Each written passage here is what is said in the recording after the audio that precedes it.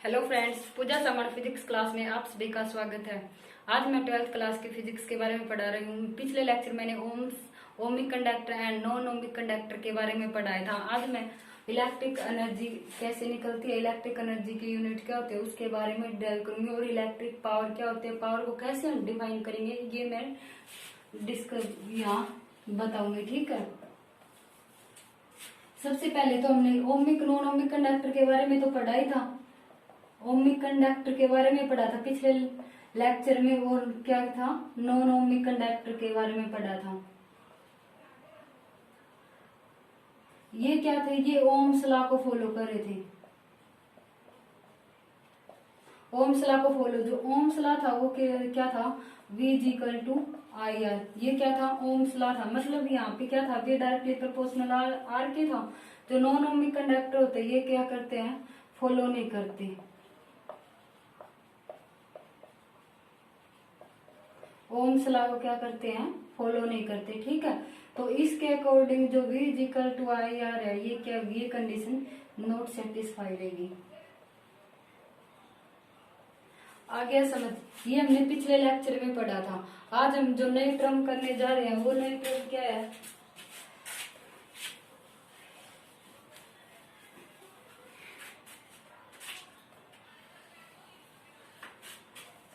आज हम electrical energy के बारे में पढ़ेंगे। इलेक्ट्रिक एनर्जी, सबसे पहले तो हमें ये पता होना चाहिए, अगर इसके नाम से, अगर हम डेफिनेशन देखें तो हमें इसके नाम से ही पता चल रहा है। इलेक्ट्रिक मतलब जो इलेक्ट्रॉन्स की वजह से, जो इलेक्ट्रॉन मतलब करंट की वजह से हो रही है, जो एनर्जी करंट की वजह से हो रही है वही क्या होता है, इलेक्ट्रिक एनर्जी होती है। इलेक्ट्रिक मतलब जो करंट से रिलेटेड चीज है। करंट जैसे क्या होता है, इलेक्ट्रॉन्स की वजह से, कोई भी हमने कंडक्टर लेके चले थे, कंडक्टर में क्या थे, इलेक्ट्रॉन्स मूव कर रहे थे। इलेक्ट्रॉन्स मूव कर, जब हमने क्या किया, पोटेंशियल को अप्लाई किया था, पोटेंशियल को अप्लाई करने के बाद इलेक्ट्रॉन्स क्या हो गए, इस साइड मूव करने लगे, और यहाँ से इलेक्ट्रिक फील्ड क्या हो गया था, इस साइड में मूव करने लगी थी। हमने पिछले लेक्चर में पढ़ा था। ठीक है, आज हम क्या करेंगे, इलेक्ट्रिक करंट के बारे में पढ़ेंगे। तो देखो, इलेक्ट्रिक करंट के बारे में पढ़ेंगे तो इलेक्ट्रिक का मतलब तो समझ आए, करंट से रिलेटेड चीज है। उसके बाद एनर्जी, एनर्जी हम क्या कह सकते हैं, ये एबिलिटी होती है। एक तरफ से हम क्या कह सकते हैं, ये किसी भी काम को करने की एबिलिटी के बारे में। एनर्जी का मतलब होता है ऊर्जा, हिंदी मीनिंग क्या होता है इसका, ऊर्जा। कोई जैसे जैसे कोई भी दो लड़के हैं, वो क्या करते हैं, एक क्या करता है 100 मीटर, एक क्या करता है जो 1600 मीटर है, रेस मारते हैं, 1600 मीटर है, एक क्या है, दोनों 1600 मीटर एक ही पॉइंट से स्टार्ट करते हैं। इनिशियल पॉइंट दोनों का क्या है, ए पॉइंट सेम है, यहाँ से स्टार्ट करते हैं। एक लड़का तो पहुंच जाता है 1600 मीटर क्रॉस करके बी पॉइंट के ऊपर, बी पॉइंट पे 1600 क्रॉस होते हैं, 5 मिनट में पहुंच जाता है। दूसरा लड़का यहाँ पहुंच जाता है 7 मिनट में, 7 मिनट में। तो मतलब हम क्या कह सकते हैं, तो जल्दी पहुंचेगा, उसकी एनर्जी क्या होगी, ज्यादा होगी इसके कंपेयर में, क्योंकि वो 1600 मीटर क्या है, वो जल्दी क्रॉस कर रहा है। तो हम ये कह सकते हैं जो एनर्जी सबसे ज्यादा होगी वो किसकी होगी, जो सेकंड वाला बॉय हम लेके चले थे उसकी एनर्जी होगी। ऐसे ही हम एनर्जी इलेक्ट्रिक की बता सकते हैं। जो इलेक्ट्रिक एनर्जी होती है वो इलेक्ट्रॉन्स की वजह से होती है, जो करंट की वजह से क्या हो रही है, क्रिएट हो रही है। ठीक है, अगर हम एग्जाम के अकॉर्डिंग, सबसे पहले तो हमें ये पता होना चाहिए जो इलेक्ट्रिक एनर्जी होती है उसको डिस्कवर किसने किया था।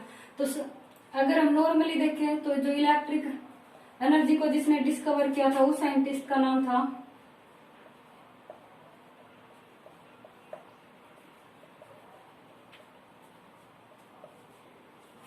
इसका साइंटिस्ट का क्या नाम था, बेंजामिन फ्रैंकलिन। मतलब हम ये कह सकते हैं, जो इलेक्ट्रिक एनर्जी को जिस साइंटिस्ट ने डिस्कवर किया था ना, वो क्या था, बेंजामिन फ्रैंकलिन था। फ्रैंकलिन का मतलब जो यही साइंस, इसको ना डायरेक्ट हम फ्रैंकलिन के नाम से ही बोल सकते हैं। ये वो साइंटिस्ट था जो मतलब इसका जो टाइम था ना, जिस साइंटिस्ट का टाइम था, मतलब जिस एज में ये था उस एज में सबसे बेस्ट बोला जाता था इससे, क्योंकि इलेक्ट्रिसिटी के बारे में बहुत अच्छा एक्सप्लेन करता था। ऊपर से हम ये कह सकते हैं कि यही था जिसने क्या किया था, ग्लास वगैरह के बारे में भी डिस्क्राइब किया था। मतलब ये क्या था, बहुत ज्यादा इंटरेस्ट था साइंस के हर पार्ट्स में इंटरेस्ट है, जैसे फिजिक्स हो गया, केमिस्ट्री हो गया, ऐसे ही बायो में। तो ये क्या था, साइंस के हर पार्ट से रिलेटेड था। ठीक है। जो इलेक्ट्रिक एनर्जी को जिस साइंटिस्ट ने डिस्कवर किया था वो क्या था, बेंजामिन फ्रैंकलिन था। सेकंड हम क्या कह सकते हैं, अगर हम डायरेक्ट ये देखें, हमें ये पता, डायरेक्ट ये देखें एनर्जी को किसने डिस्कवर किया था, मतलब कौन सा साइंटिस्ट था जिसने एनर्जी को डिस्कवर किया था, उस साइंटिस्ट का क्या नाम था, जेम्स प्रेस्कॉट जूल। जिस साइंटिस्ट ने डिस्कवर किया था सिर्फ एनर्जी को, जिस साइंटिस्ट ने डिस्कवर किया था, सिर्फ एनर्जी को डिस्कवर किया था, वो क्या था, जेम्स प्रेस्कॉट जूल्स। इसी के नाम पे एनर्जी की, इसी के नाम पे क्या, जेम्स प्रेस्कॉट जूल के इसी साइंटिस्ट के नाम पे क्या था, एनर्जी की यूनिट बनी थी। ठीक है, ये बात समझ आ गई, इसी साइंटिस्ट के नाम पे एनर्जी की यूनिट बनी थी। और जो इलेक्ट्रिक एनर्जी था उस जिस साइंटिस्ट ने डिस्कवर किया था वो क्या था, बेंजामिन फ्रैंकलिन। ये साइंटिस्ट क्या था, बहुत पॉपुलर था उस टाइम में, इसने साइंस के हर पार्ट्स को क्या किया था, डिस्क्राइब किया था। ओ, ये नाम तो लिख ही देती हूँ।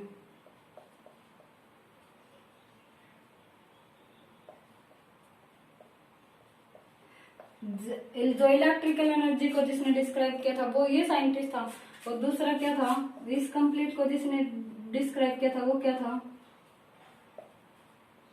Benjamin Franklin. ये आ गया समझ, ये तुम नोट कर सकते हो, ये एनर्जी को डिस्क्राइब करने वाला और कंप्लीट को डिस्क्राइब करने वाला ये था। ठीक है, उसके बाद हमें पता होना चाहिए इसकी डेफिनेशन क्या होती है, इलेक्ट्रिकल एनर्जी को हम कैसे डिफाइन कर सकते हैं, कैसे हम बता सकते हैं कि यहाँ क्या है, इलेक्ट्रिकल एनर्जी काम कर रही है। तो क्या जनरल हम क्या कह सकते हैं,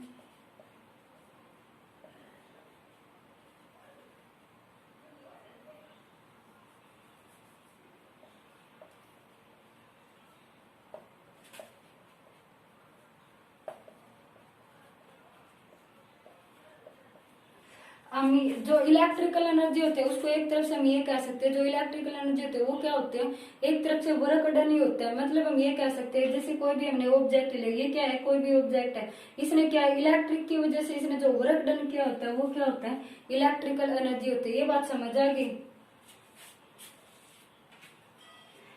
in general the work done by source इन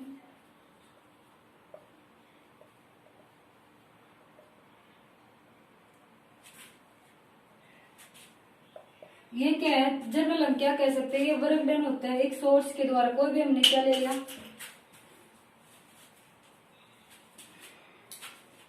कोई भी हमने क्या ले लिया, कोई भी सोर्स ले लिया, जैसे हमने क्या ले लिया, ये सोर्स ले लिया। सोर्स में क्या होता है, जो वर्क डन होता है, वर्क डन किस टाइम पे वर्क डन होता है, जैसे ये सोर्स है हमारे पास, सोर्स हमने ले लिया।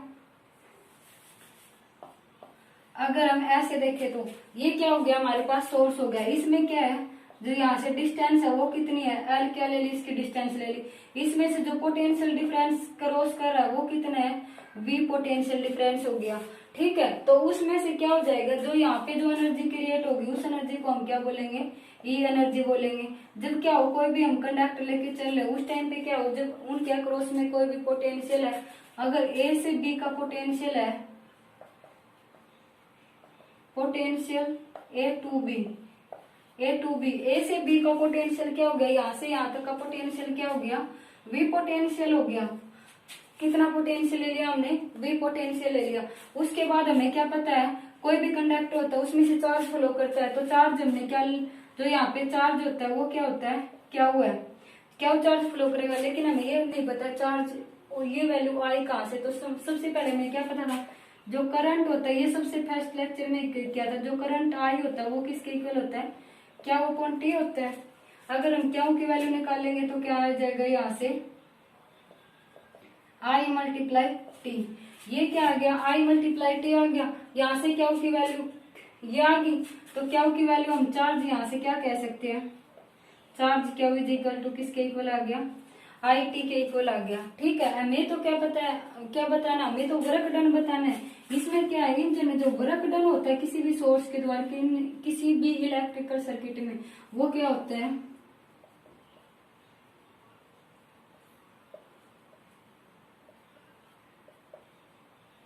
Electrical energy. समझ आ गया।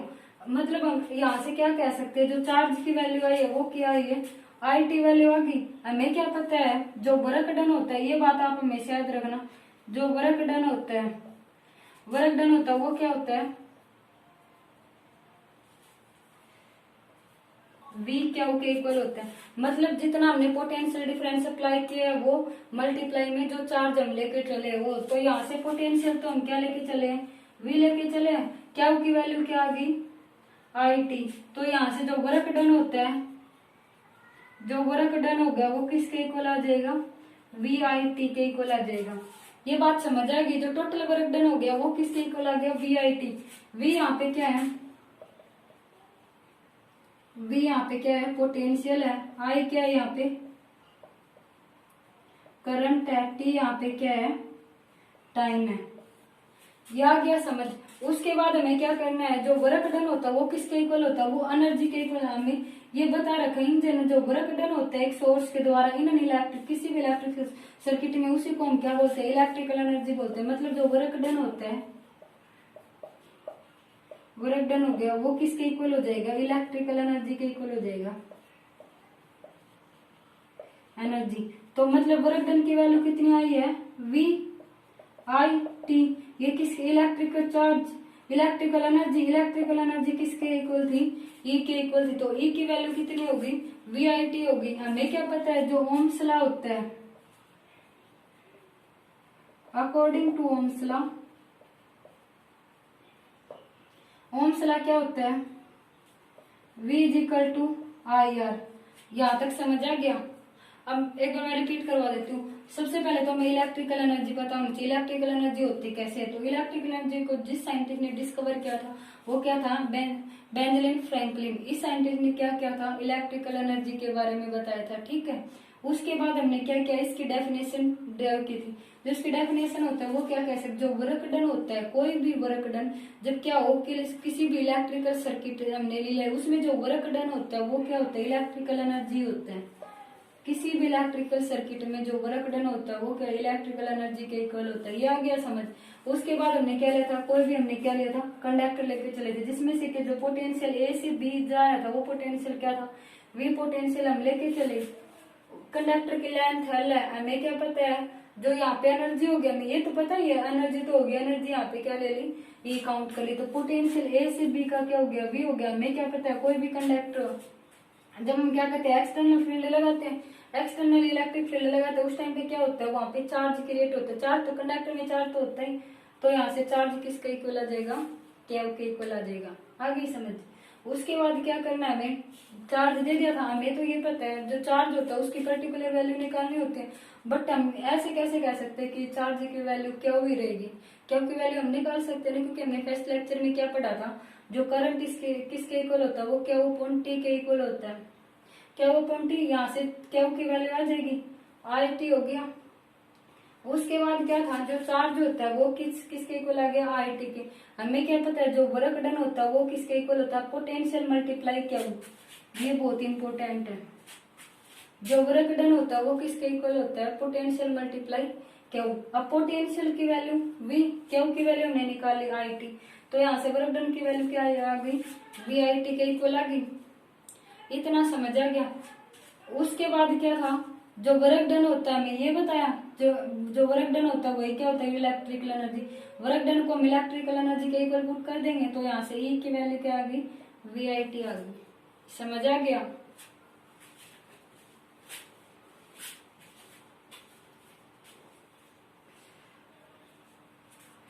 देखो अब क्या करना था हमें, ये ले लिया, ई की वैल्यू हमारी क्या आ गई, वी आई टी आ गई। हमें क्या पता है, ओम्स लॉ के according, according to Ohm's law, Ohm's law के अकॉर्डिंग क्या होता है, V is equal to I R होता है। ये इक्वेशन फर्स्ट मान ली, V की वैल्यू अगर यहाँ पुट कर दे, ये भी पोटेंशियल ही है, जो क्या है, कोई भी कंडक्टर उसके अक्रॉस में पोटेंशियल है। ये भी क्या होता है, कोई भी कंडक्टर उसके अक्रॉस में पोटेंशियल है। V को क्या कर देंगे, यहाँ V की वैल्यू यहाँ पुट कर देंगे, तो E की वैल्यू क्या आ जाएगी, आई आर। V की जगह आई आर हो गया, ये I ये T हो गया, तो यहाँ से क्या हो गया, आई स्क्वेयर आर टी। तो मतलब हम क्या कह सकते हैं, यहाँ से जो ई की वैल्यू आई है वो किसके इक्वल आई है, I square R T. I square R T के इक्वल आई है। ई क्या था, एनर्जी था। ये क्या है, करंट है। ये किसका करंट है, ये वो करंट है जो हमने क्या लिया था, कोई भी कंडक्टर वगैरह लिया था उसका क्या है, ये करंट है। आर क्या है, रेजिस्टेंस है। टी क्या है, यहां से टाइम है। वी स्क्वायर आर टी, ये आ गया समझ यहां तक। उसके बाद हम क्या करेंगे, ये वैल्यू आ गई।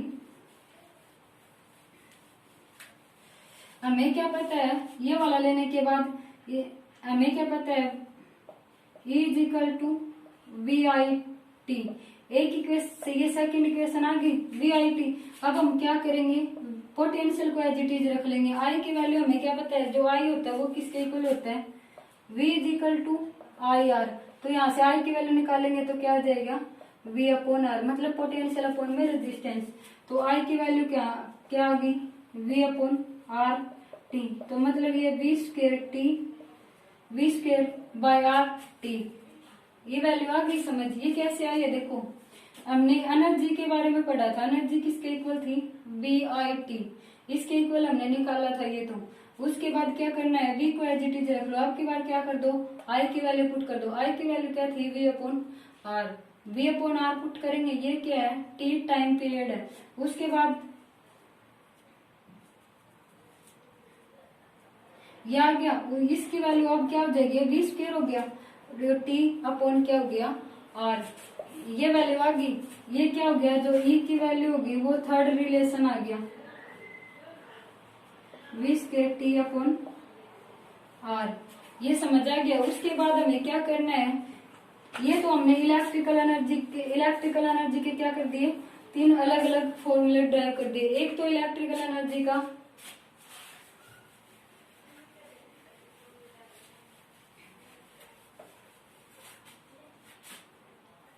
E की वैल्यू क्या होगी, V I T. Second E की वैल्यू क्या है, I square R T. Third value क्या है, V square T upon R. देखो अब ये तीन इक्वेशन है। अगर हमने न्यूमेरिकल निकालने हो तो उसमें क्या होता है, न्यूमेरिकल में कोई भी दो या तीन वैल्यू दे मिलेंगे, आपको एक वैल्यू निकालनी है। अगर इनकी वैल्यू दे रखी है तो आप इनकी वैल्यू पुट कर देना, ई की वैल्यू आ जाएगी। अगर ई की वैल्यू दे रखी है, इनमें से किसी एक की नहीं दे रखी, तो उनकी वैल्यू पुट कर देना, यहाँ से एक की वैल्यू आ जाएगी। ठीक है, यहाँ से आ गया। अब हमें क्या पता था, ये तो हमने कर लिया, इलेक्ट्रिकल एनर्जी के बारे में कंप्लीट पढ़ लिया। ये इलेक्ट्रिकल एनर्जी के तीन फॉर्मूले भी होते हैं। उसके बाद क्या था, जो इलेक्ट्रिकल एनर्जी की जो एसआई यूनिट थी इलेक्ट्रिकल एनर्जी की, वो क्या होती है, जूल होती है। ठीक है, अगर हम फॉर्मूले से देखें, अलग अलग फॉर्मूले से देखें, तो यहाँ से क्या हो जाएगा, इलेक्ट्रिकल एनर्जी ये क्या हो जाएगा, वोल्ट एम्पियर सेकंड। ठीक है, इसकी देखे ऐसे ही, तो इसकी क्या हो जाएगी,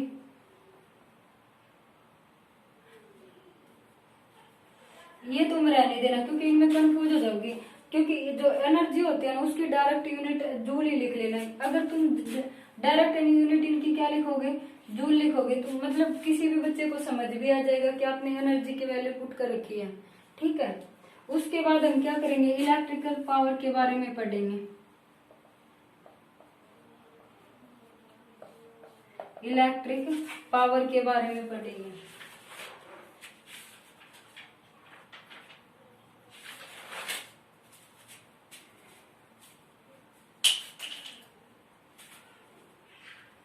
ये हो गया।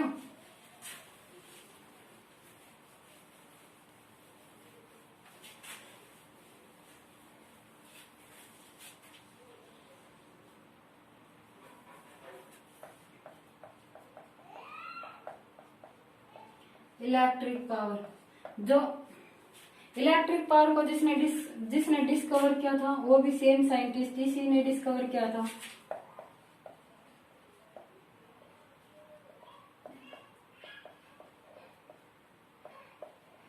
Benjamin Franklin. फ्रैंकलिन ने क्या था, इलेक्ट्रिक पावर के बारे में डिस्कवर किया था। अब हम क्या कह सकते हैं, जो इलेक्ट्रिक पावर है इसे इलेक्ट्रिक मतलब जो क्या है, करंट से रिलेटेड है। इलेक्ट्रिक का मतलब क्या होगा, ये करंट से रिलेटेड है, ठीक है। पावर का मतलब होता है क्षमता,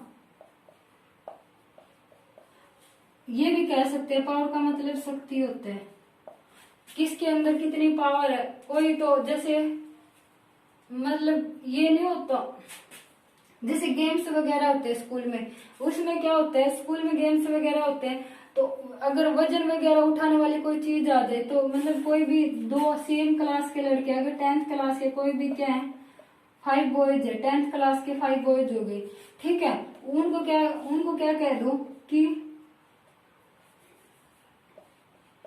60 केजी वजन उठाना है अलग अलग को, 60 केजी, तीनों को, पांचों को क्या करना है, 60 केजी वजन उठाना है, ठीक है, हाथों में। तो क्या करेंगे, 5 बॉयज में से 2 उठा लेंगे, 3 उठा लेंगे, ठीक है।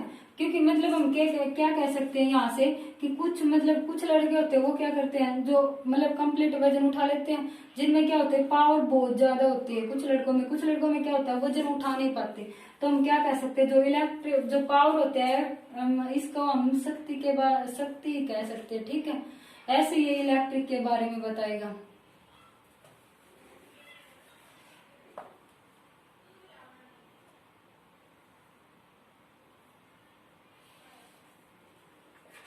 अगर हम क्या करें, अब अगर हम इसकी डेफिनेशन देखें, तो जो इलेक्ट्रिक पावर होता है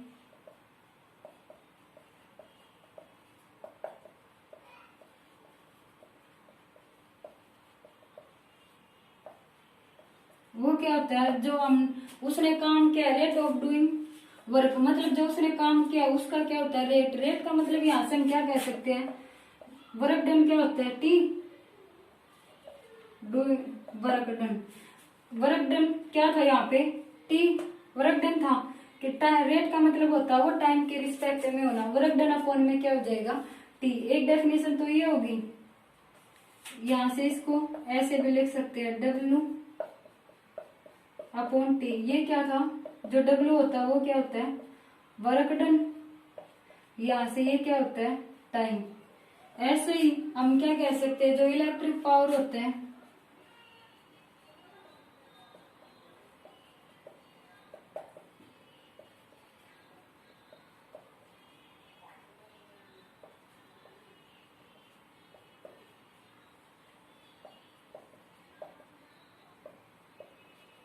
यहाँ से एक और क्या कह सकते हैं हम, जो इलेक्ट्रिक पावर होता है वो क्या होता है, रेशियो के बारे में बताता है, इलेक्ट्रिकल एनर्जी का के साथ। ये आ गया, तो यहाँ से जो फॉर्मूला बनेगा वो क्या हो जाएगा, पावर। इसको हम पावर को पी से डिनोट करते हैं। यहाँ पे जो फॉर्मूला बनेगा वो क्या हो जाएगा, इलेक्ट्रिकल एनर्जी अपॉन क्या था, टाइम। टाइम की वैल्यू टी। समझ जाए, जो इलेक्ट्रिक पावर था, बेंजामिन फ्रैंकलिन ने क्या कहते हैं, इसको डिस्कवर किया था। इतना समझा गया। उसके बाद क्या है, जो इलेक्ट्रिक पावर होता है वो क्या होता है, कोई भी काम हम कर रहे हैं उसका क्या है, रेट बताते हैं। डूइंग वर्क मतलब हमने कोई भी काम कर लिया, वो टाइम के रिस्पेक्ट में कितना किया है, वो क्या होता है, इलेक्ट्रिक पावर बताता है, ठीक है। उसके बाद क्या होता है, हम जो इलेक्ट्रिक पावर को हम पी से डिनोट करते हैं। किससे डिनोट किया जाएगा, ये पी से।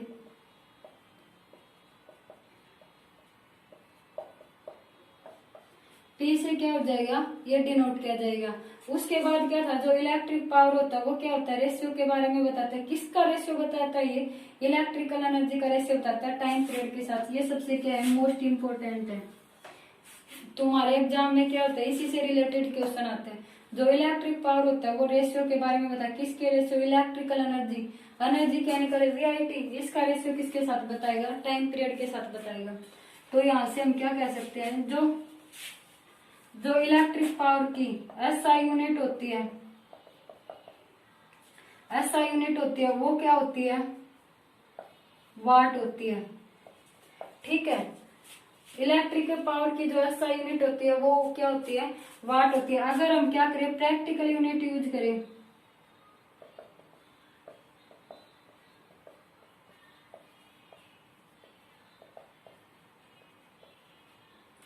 जो प्रैक्टिकल यूनिट होती है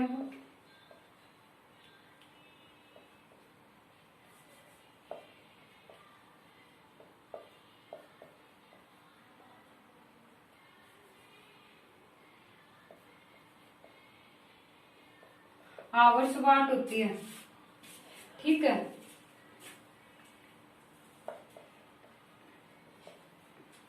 आवर्स वाट, इसको हम क्या लिख सकते हैं, आवर्स वाट को अगर आप डायरेक्ट लिखो तो क्या लिख सकते हो इसको, एचपी। एचपी से हम क्या लिख सकते हैं इसको, आवर्स वाट को लिख सकते हैं।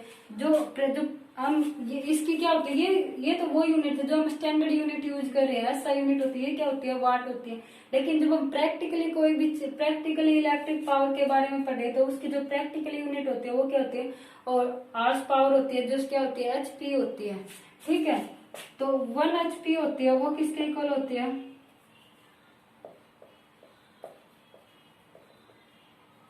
1 एचपी होती है वो क्या होती है, 746 वाट के इक्वल होती है। ये सबसे मोस्ट इंपोर्टेंट है। ये क्या होता है, ये उस चीज में यूज करा जाएगा जो तुम क्या करोगे, न्यूमेरिकल करोगे। न्यूमेरिकल पोर्शन में क्या हो जाएगा, ये इंपॉर्टेंट है। ठीक है, न्यूमेरिकल पोर्शन में इसका यूज करा जाएगा। अब क्या होता है, जो हम ऐसा यूनिट देखते हैं, अब इससे बड़ी यूनिट देखेंगे जो लार्जेस्ट यूनिट होती है, इलेक्ट्रिकल पावर की जो लार्जेस्ट यूनिट होती है,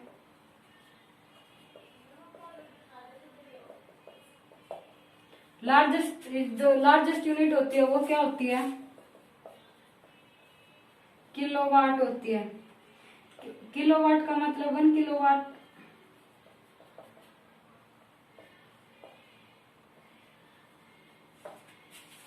लार्जेस्ट यूनिट होती है किलोवाट होती है। किलोवाट किसके इक्वल होता है, 10⁻³ वाट के इक्वल होता है।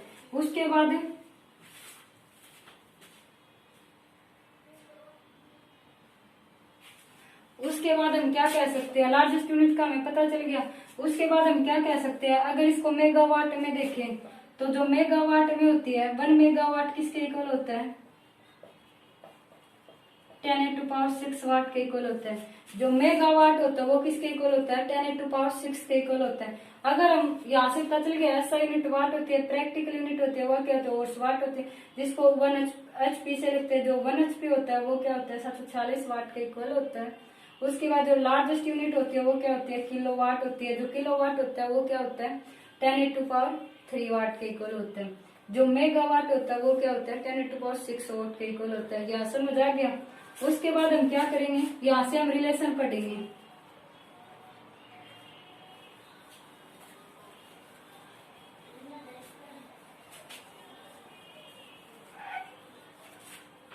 पावर का क्या था,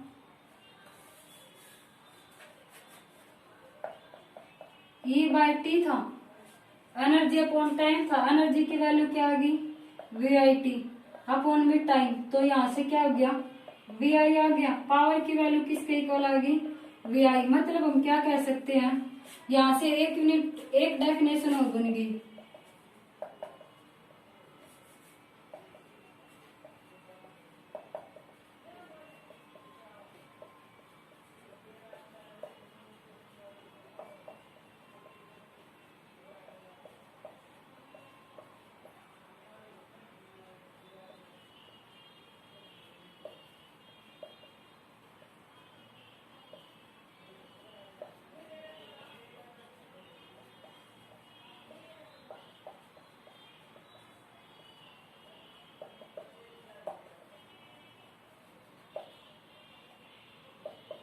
मतलब हम यहाँ क्या कह सकते हैं, जो पावर होता है वो क्या होता है, प्रोडक्ट होता है। किसका प्रोडक्ट होता है, ये potential difference across the two and. हमने ये लेके चले थे, यही लिखते थे ना, ये कोई भी कंडक्टर इलेक्ट्रॉन्स ऐसे फ्लो कर रहे थे इस साइड में, यहाँ पे क्या था, इलेक्ट्रिक फील्ड फ्लो कर रहा था, करंट फ्लो कर रहा था। तो यहाँ से जो पावर होता है वो क्या होता है, प्रोडक्ट होता है of the potential difference. V का प्रोडक्ट होता है द टू एंड, दो एंड के बीच में, इस एंड और इस एंड के बीच में जो पोटेंशियल डिफरेंस होते हैं, एंड द करंट। और जो इसमें से, इस सर्किट में से जो करंट फ्लो कर रहा है उसका क्या होता है, प्रोडक्ट होता है। पोटेंशियल डिफरेंस और क्या होता है, करंट का क्या होता है, प्रोडक्ट होता है। ये वाला समझ आ गया। उसके बाद जो पावर की वैल्यू क्या आई थी, VI आई थी। और ओम्स लॉ के अकॉर्डिंग देखिए तो, ओम्स लॉ के अकॉर्डिंग देखिए तो हमें क्या पता है, V = IR होता है। V की वैल्यू यहाँ पुट कर देंगे, सेम रिलेशन बनेंगे।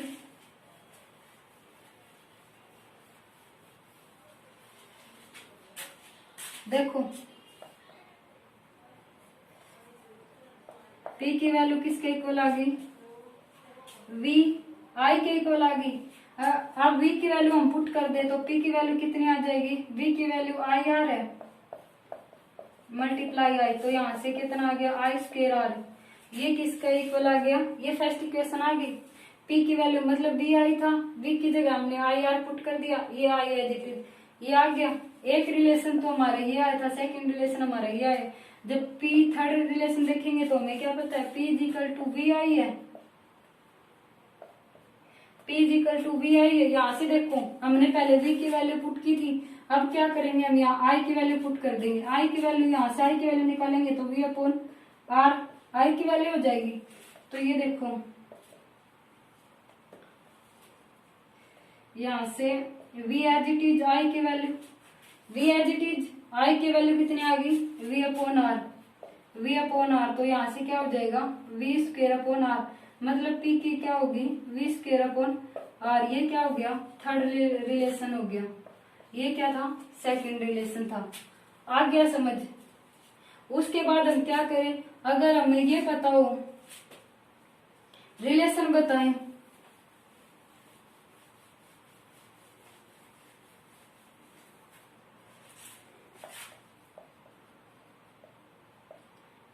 Relation between electric power and